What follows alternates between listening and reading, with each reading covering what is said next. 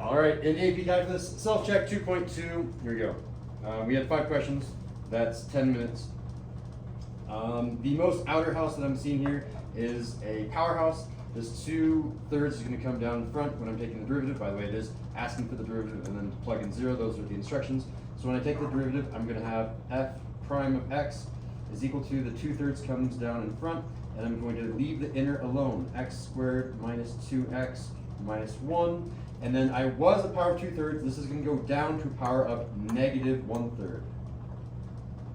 And then I'm going to multiply by our dinner, the derivative of the inner. The inner is x squared minus 2x minus 1. The derivative of that is, in parentheses, 2x minus 2.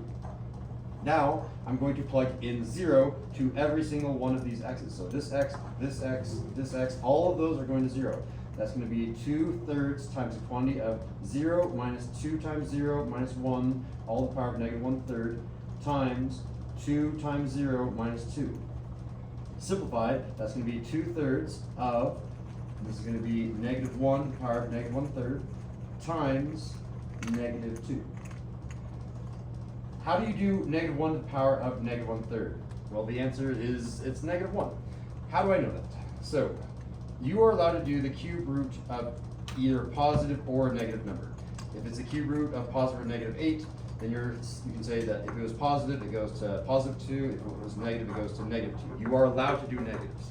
So when I do the cube root, I'm going to keep this thing negative. But this was a this was a negative power, which means it's technically 1 over that. So let's see what's actually happening here.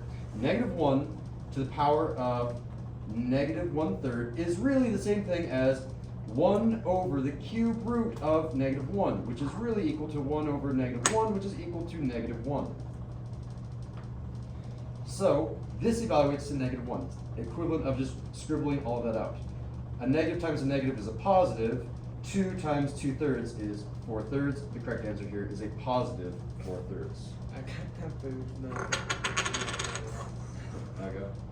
So give me a thumbs up or a thumbs down. Before me going over this, did you know how to do every part of this problem? I have a thumbs down, thumbs down, thumbs down. All right.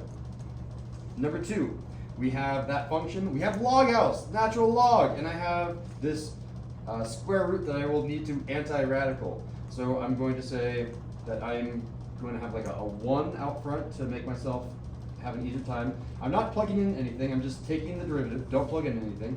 This is really 1 times the natural log of square root of x. So when I take the derivative of log house, that's the equivalent of changing that log into a fraction. This is 1 over that square root of x. That's my doubter. The derivative of the outer is 1 over the inner.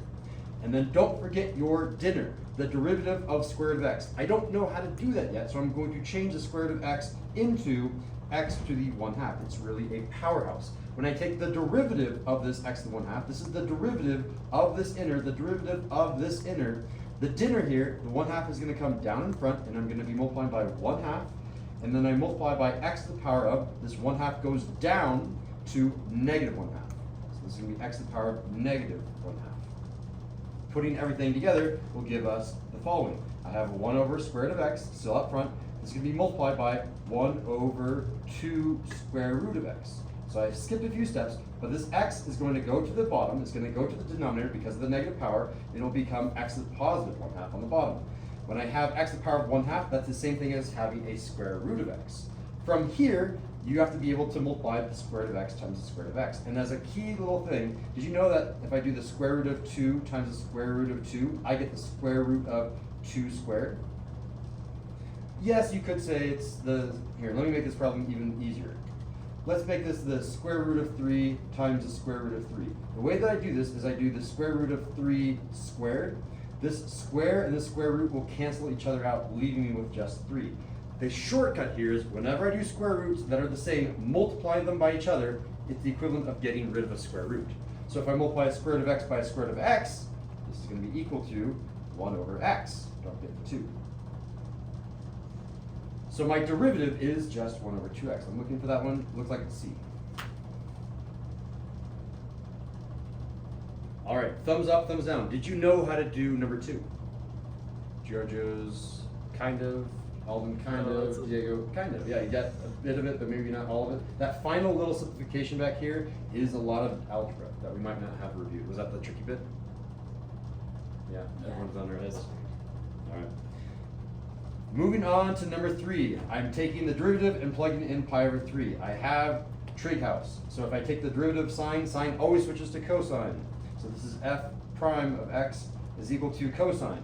I need to check. S stands for same sign, so this is already positive. It's also going to stay positive over here. So I don't have to switch the sign.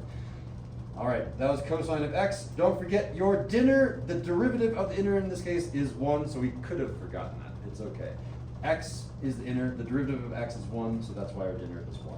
Now it's time to just plug in pi over 3. So what is f prime of pi over 3? This is going to be cosine of pi over 3. We know where pi over 3 is from our last self-check. Pi over 3 is straight up here at pi over 3. It's not pi over 4, it's not pi over 6, it's pi over 3. So pi over 3 is going to have a triangle that is very, very long in terms of the y direction, which means my x direction is 1/2, my y direction is root 3 over 2. Everything here is positive. Cosine is asking for the x coordinate the same way that the sine was asking for the y coordinate.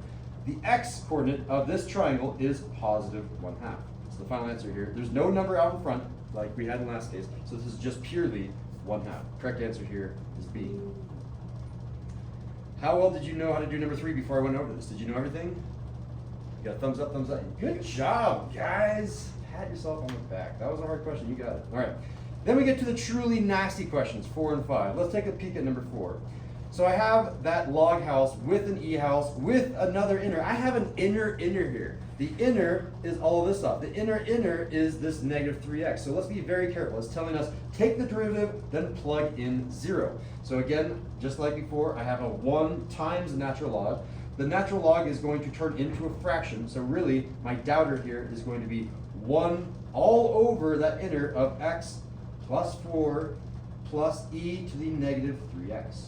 So that's my doubter. That's step 1 of 3 for my doubter, dinner, inner.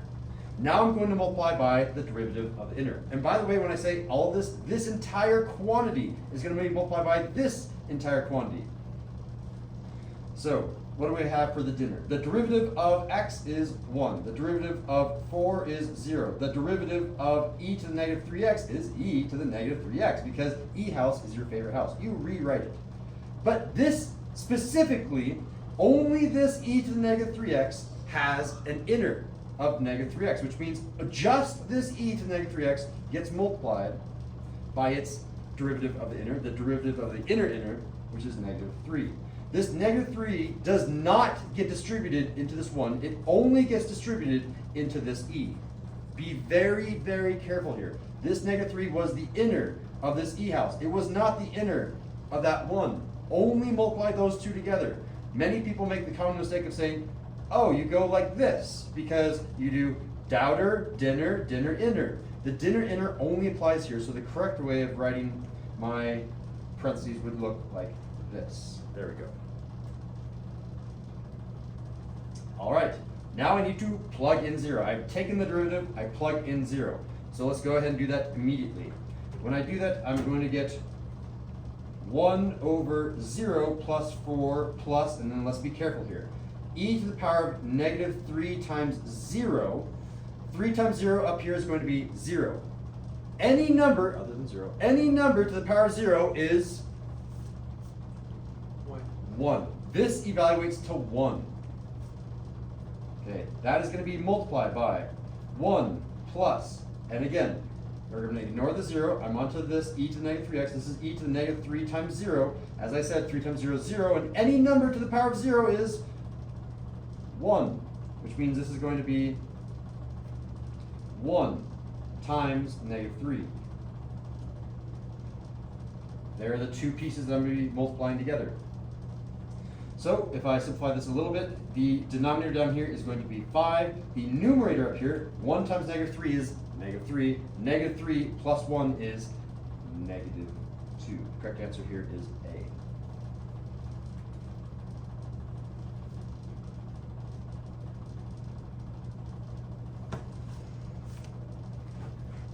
That was a very rough problem. Before me going over it, Did you know how to do every part of this problem? Hard thumbs down, and I kind of. Oh, very nice, Alden. All right, we are on to number 5, which again has a dinner and a dinner inner, so be careful. Here we go. The outside function is a trig house. As a reminder for tomorrow, if I had a cube here, the most outside function would have been the cube first before the trig function.